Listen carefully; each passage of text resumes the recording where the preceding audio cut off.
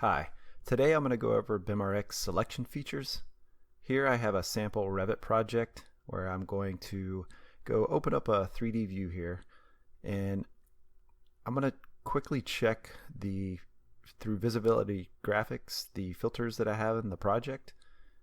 These filters don't have to be set to a specific view, just referencing what I've already created.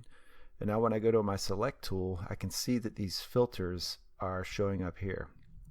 I can select by filter, so here I have my air terminals. If I needed to add another filter to my selection, I could select mechanical equipment and append.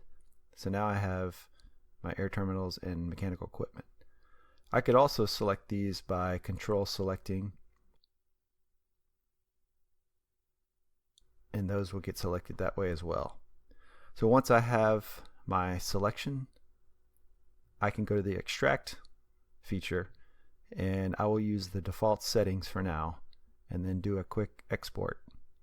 Now it asks me for a location to save my file, and BIMrx will go through all the families and start extracting the type parameters that was selected and also the instance parameters for each of the families. So here I have a total number of records exported, and I can select to open my Excel file.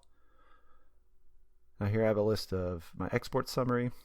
I have the export catalog, which shows the parameters that were exported, information if they're type or instance or shared. Here I can see my type parameters. I can scroll to the value column to update those parameters if needed. So the categories that were exported, I can use my Excel sorting feature to drill down to a specific diffuser that I want to look at and update its parameters here. Now I also have the mechanical equipment.